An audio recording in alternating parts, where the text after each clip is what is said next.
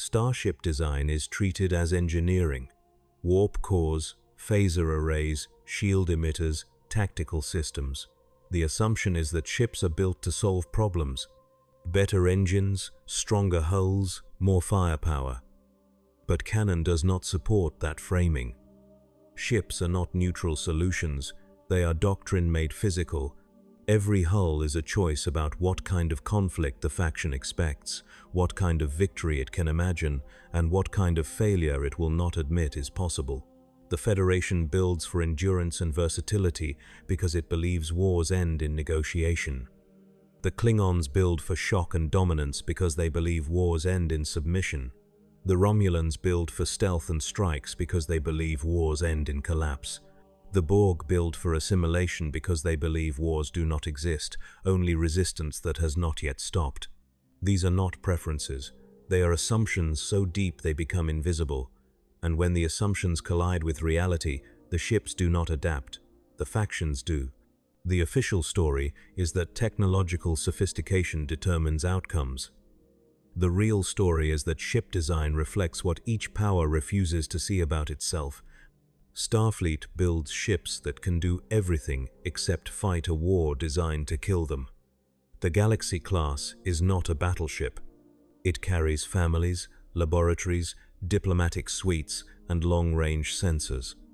It is designed to operate independently for years, far from resupply, solving problems through presence and capability. The assumption is that Starfleet will never face an opponent who wants to destroy it faster than it can adapt. That assumption held for decades. Then it met the Borg at Wolf 359. 39 ships were destroyed. The fleet was not outgunned, it was outdesigned. The Borg did not care about Starfleet's versatility. They cared about its ability to resist assimilation, and Starfleet had built ships that prioritized everything except concentrated lethality. The response was the Defiant class, stripped of science labs, family quarters, and diplomatic facilities. Overgunned, over-armored, built to kill one kind of enemy in one kind of fight. It was effective, but it was also an admission. Starfleet could build warships. It had chosen not to. The Defiant was not a technological breakthrough. It was a doctrinal crack. The cost of that crack shows up in how Starfleet fights the Dominion War. The Federation wins, but not because its ships are better. It wins because it can replace losses faster than the Dominion can advance, and because the Romulans and Klingons absorb casualties Starfleet cannot. On screen, we see Starfleet vessels in fleet engagements getting torn apart by Jem'Hadar attack ships that are smaller, faster, and purpose-built. The Galaxy class, the flagship of Starfleet, is effective in battle, but it is not a first-strike predator. It is a hammer built to respond, not initiate. That matters because wars are not won by ships that can do 6 things adequately. They are won by ships that can do one thing the enemy cannot stop. Starfleet's institutional fear is escalation. Every design choice reflects a belief that building for war invites war. So it builds for presence, for deterrence, for the assumption that the other side will see reason before the shooting starts. That works until the other side does not care about reason. The Borg do not negotiate. The Dominion does not fear casualties. And Starfleet, at the moment it realizes its ships are optimized for the wrong fight, has already lost the opening moves. The Klingon Empire builds ships that embody one question. Can it close the distance and survive long enough to deliver overwhelming force at point-blank range? The answer is the Bird of Prey and the Vulture class. Neither ship is elegant. Neither is designed for extended independent operation. They are built to swarm, penetrate, and dominate. Klingon doctrine does not value shields that hold indefinitely or sensors that map threats from parsecs away. It values speed, maneuverability, and the ability to bring disruptors and torpedoes to bear before the enemy can establish fire superiority. This is not recklessness. It is clarity. The Klingon Empire knows what it does well. It closes distance. It forces enemies into brawls. It turns battles into tests of will, not endurance. The bird of prey is the cleanest expression of this. Small, fast, cloaked, lightly shielded. It cannot win a slugging match with a Galaxy-class starship. It does not need to. It decloaks at close range, fires, and escapes. If it dies, another one replaces it. The cost per hull is low. The tactical flexibility is high. On screen, we see birds of prey used for reconnaissance, patrol, raiding, escort, and suicide runs. The design does not optimize for any one role. It optimizes for presence in numbers and speed of engagement. The flaw is that Klingon ships cannot project sustained firepower at range. Against enemies who fight at a distance, the doctrine collapses. The Dominion War shows this repeatedly. Klingon fleets charge Dominion lines, close the distance, and suffer catastrophic losses before they can engage effectively. The Empire compensates with numbers and aggression, but the ships themselves do not adapt. They cannot. The design reflects a cultural assumption that victory is won by warriors closing with the enemy, not by systems officers coordinating fire from 10,000 kilometers. That assumption is not wrong in all contexts. But when it is wrong, Klingon fleets bleed. The larger consequence is political. The Klingon Empire cannot build the kind of fleet that wins wars through attrition and superior logistics. It can only build fleets that win through shock and dominance. That limits what kinds of wars it can fight. It can raid, it can skirmish, it can conquer weaker neighbors, but it cannot sustain a grinding campaign against an enemy with deeper production capacity unless it has allies to absorb the attrition. During the Dominion War, the Klingons are effective as a hammer, but they are not the anvil. That role belongs to Starfleet, whose ships are designed to endure what Klingon vessels cannot. The Romulan Star Empire builds ships that do not fight unless the outcome is certain. The Dedaride X-class warbird is enormous, heavily armed, and capable of sustained combat, but it is also designed to never need to fight at all. Romulan doctrine prioritizes intelligence, stealth, positioning, and strikes that eliminate threats before they can respond. The warbird is not a brawler, it is a deterrent. Its size and power communicate one thing to potential enemies. Engaging a Romulan warbird will cost more than you are willing to pay, and by the time you see it, the real strike has already happened somewhere else. The cloaking device is the heart of this. Romulans do not believe in fair fights, they believe in information asymmetry. A cloaked warbird is not hiding, it is controlling the engagement. It chooses when to reveal itself, where to strike, and when to withdraw. On screen, we see Romulans use this to devastating effect. They destroy the Enterprise C at Narendra III by overwhelming it with multiple warbirds that appeared without warning. They ambush Klingon and Federation ships along the neutral zone. They strike supply lines, command posts, and shipyards, not frontline fleets. The doctrine is not to win battles. It is to win wars by making battles irrelevant. The flaw is that Romulan ships cannot adapt when stealth fails.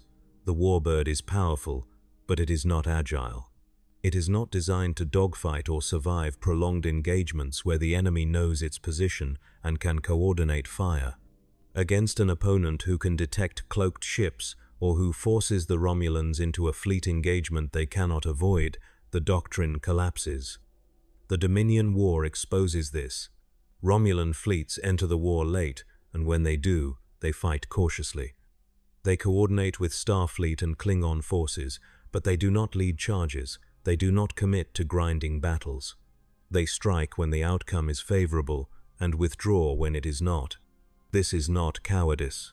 It is institutional discipline. Romulan ships are not built to lose. So Romulan commanders do not fight battles they might lose. The political consequence is that the Romulan Empire cannot be trusted to hold ground. It can raid, it can ambush, it can destabilize, but it cannot anchor a defensive line the way Starfleet can.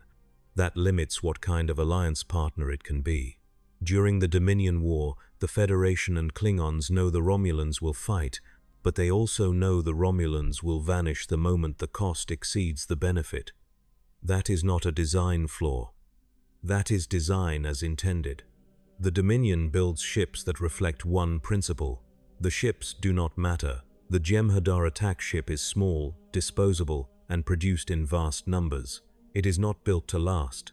It is built to swarm, overwhelm, and die without hesitation. Dominion doctrine does not value individual ships. It values the certainty that for every ship destroyed, 2 more will replace it. The founders do not fear attrition because they do not feel loss.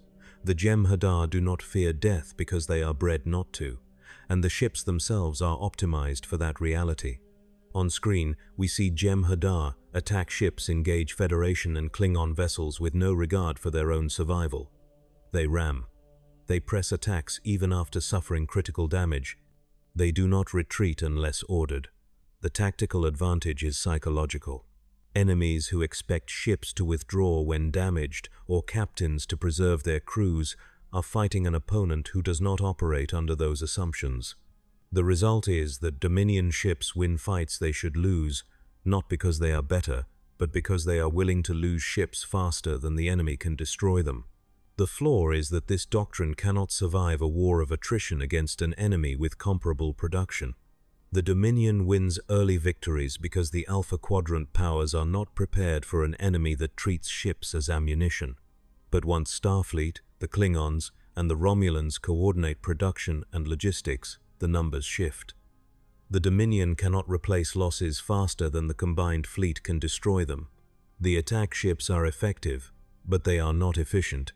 They trade mass for speed, armor for maneuverability, endurance for lethality. In a short war, that works. In a long war, it bleeds the Dominion dry. The larger consequence is that Dominion ship design reflects the founders' contempt for solids. The ships are tools, not extensions of doctrine. They are built to be used and discarded. That works as long as the founders control the wormhole and can reinforce losses from the Gamma Quadrant. When the wormhole is mined and closed, the Dominion cannot adapt. The ships cannot be redesigned mid-war.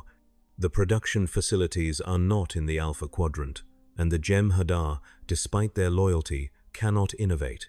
They execute orders. They do not question strategy. That makes them devastating in the opening phases of a war, and increasingly vulnerable as the war drags on. The pattern is not about technology. It is about assumptions.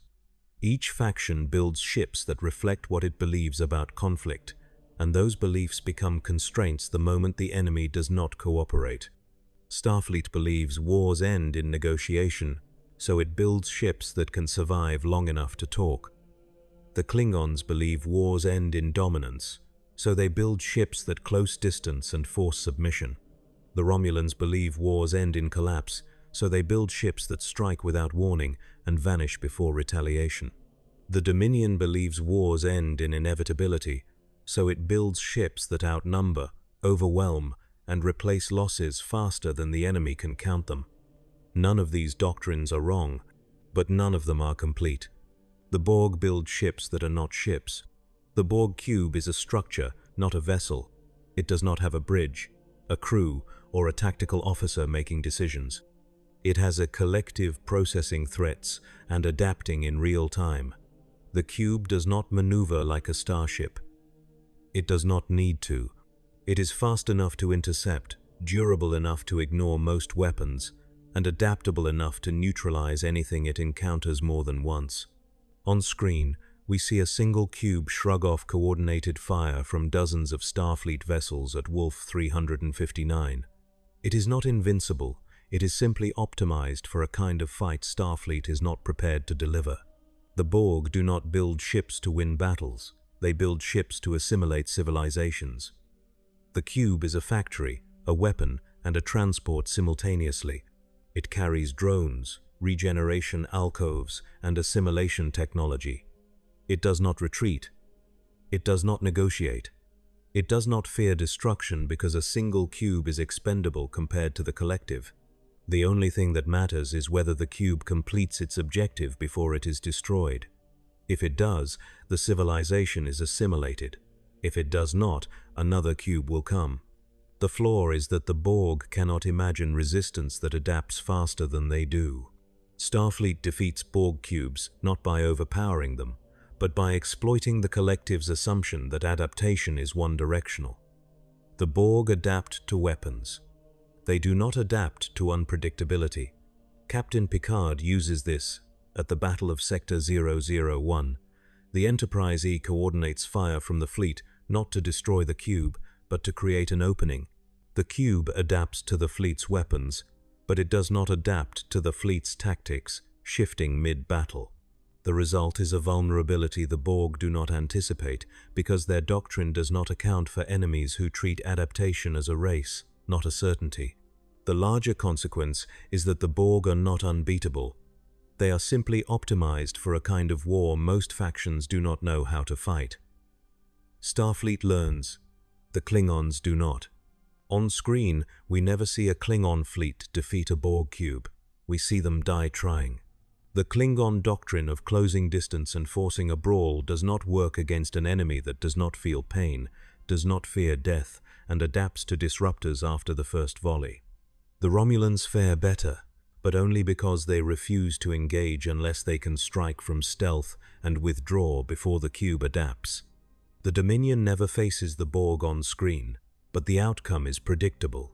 Jem'Hadar attack ships would swarm the cube, inflict damage, and be assimilated.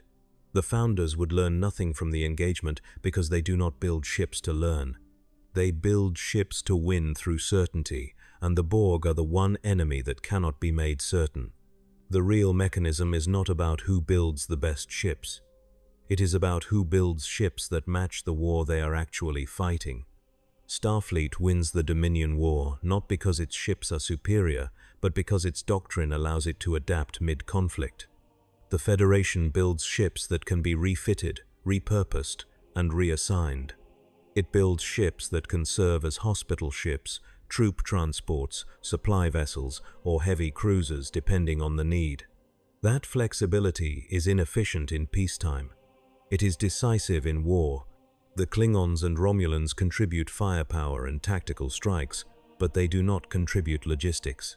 They do not build ships that can hold territory, evacuate refugees, or coordinate multi-fleet operations. Starfleet does. And in a war that lasts years, that matters more than firepower. The Defiant class is the outlier. It is a pure warship, and it is effective. But it is also a historical anomaly. On screen, we see only a handful of Defiant-class vessels during the Dominion War. The class is not mass-produced. It is not the backbone of the fleet. It is a scalpel, not a hammer. The Federation builds it because it must, but it does not replace the Galaxy class, the Nebula class, or the Intrepid class. It supplements them. The reason is institutional. Starfleet is not a military.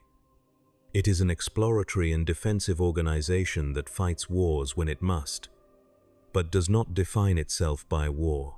The Defiant represents what Starfleet can do when it abandons its assumptions. But the fact that it does not build more Defiant-class ships after the war reveals what Starfleet believes about itself. It believes the war was an exception, not the new normal, and so it returns to building ships that explore, that mediate, that endure. It returns to ships that assume wars end in negotiation. The question is whether that assumption will hold the next time Starfleet faces an enemy that does not negotiate. The Borg adapted. The Dominion adapted. The Romulans have always known how to adapt. The Klingons do not adapt, and their fleet design shows it. On screen, we see Klingon tactics remain unchanged from the original series through Deep Space Nine. They charge, they brawl, they win through aggression or lose through attrition. The ships change, but the doctrine does not. The Empire survives because it allies with powers that compensate for what Klingon ships cannot do. Without those alliances, the Empire would be vulnerable to any enemy that can force it into a long-range engagement or an attrition war. The Romulans understand this. They do not ally unless they must, and they do not commit unless the outcome is certain. Romulan ships are built to fight alone, which means they are built never to fight unless they have already won. That doctrine works as long as the Romulans control intelligence and positioning. It collapses the moment they lose that control. During the Dominion War, The Romulans join the alliance late, and only after the Dominion threatens Romulan territory directly. They do not fight for the Alpha Quadrant, they fight for the Star Empire, and their ships reflect that. They are not built to hold lines, they are built to survive. The Dominion builds ships that reflect the opposite assumption. They are not built to survive, they are built to ensure the Dominion survives. Every Jem'Hadar attack ship destroyed is a calculation, not a tragedy. Every loss is acceptable if it brings the Dominion closer to victory. That doctrine is ruthlessly effective in the short term. It is unsustainable in the long term. The Dominion loses the war not because its ships are inferior, but because it cannot replace them fast enough once the wormhole is closed.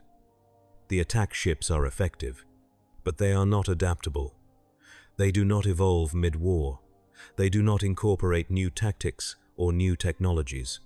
They execute the plan they were built to execute, and when that plan fails, the Dominion has no fallback. The Federation's fallback is its shipyards. On screen, we see Starfleet suffer catastrophic losses at the Second Battle of Chintoka. The entire fleet is disabled or destroyed by Breen energy-dampening weapons. The war should be over, but it is not, because Starfleet adapts. Engineers develop countermeasures, the fleet is retrofitted, and within weeks, Starfleet is back in action. The Dominion cannot do that. The Jem'Hadar cannot do that. The Breen cannot do that. Only Starfleet can, because only Starfleet builds ships that can be refitted in the field. That is not a technological advantage. That is a doctrinal advantage. And it decides the war. The Borg do not retrofit. They do not need to. A Borg cube is continuously upgrading itself through assimilation. Every encounter with a new technology is an opportunity to adapt. The collective does not build ships, it grows them. That makes the Borg nearly impossible to defeat through attrition. Every battle is a learning experience, every loss is data, and the next cube that arrives will be stronger than the last. The only way to defeat the Borg is to do something they have never seen before, and do it fast enough that they cannot adapt before the battle ends. Starfleet manages this twice.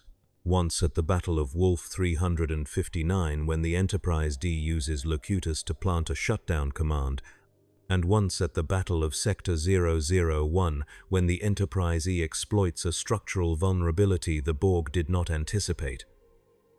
Both victories are narrow. Both rely on unpredictability, and neither would work a third time. The pattern reveals the constraint. Ship design is not neutral. It is doctrine made physical, and doctrine is not strategy. It is assumptions about what kind of war is possible, what kind of victory is acceptable, and what kind of loss is unthinkable. Starfleet assumes wars end in negotiation, so it builds ships that can survive long enough to talk. The Klingons assume wars end in dominance, so they build ships that close distance and force submission.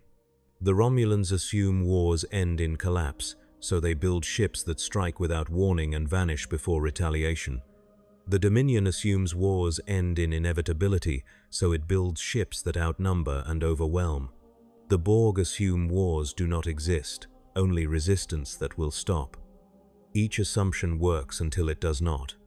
And when it does not, the faction cannot simply build new ships. It must confront the fact that its doctrine was incomplete. The clincher is this.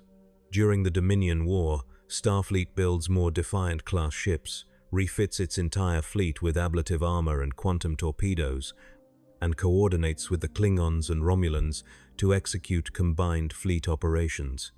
The Federation wins. And then, after the war, Starfleet stops building Defiant-class ships. It returns to exploration. It returns to science vessels and diplomatic cruisers. It returns to ships that assume wars are exceptions, not the norm. That choice is not naive. It is institutional memory. Starfleet knows what it becomes when it builds for war. It becomes something that invites war, and so it chooses to build for peace, even knowing the cost. The Klingons do not have that choice. They build for war because war is identity. The Romulans do not have that choice. They build for survival because trust is weakness. The Dominion does not have that choice. They build for certainty because doubt is chaos. The Borg do not have that choice. They build for assimilation because individuality is disorder. Each faction is trapped by its own assumptions, and those assumptions are written into every hull, every system, every weapon. The ships are not tools. They are portraits of what each faction believes about the universe, and the universe does not care what they believe. The larger truth is that starship design is not about solving problems. It is about defining what kinds of problems the faction is willing to admit exist. Starfleet builds ships that assume enemies can be reasoned with, because if they cannot, Starfleet must become something it does not want to be. The Klingons build ships that assume enemies can be dominated, because if they cannot, the Empire must admit it is not the warrior culture it claims to be. The Romulans build ships that assume enemies can be outmaneuvered, because if they cannot, the Star Empire must admit it is not as clever as it believes. The Dominion builds ships that assume enemies can be overwhelmed, because if they cannot, the Founders must admit they are not gods. The Borg build ships that assume resistance is temporary, because if it is not, the collective must admit it is not inevitable. Every fleet is a confession. Every ship is a limit. And when the assumptions collide with an enemy that does not cooperate, the ships do not fail. The factions do, because they built for the war they wanted to fight, not the war that was always coming.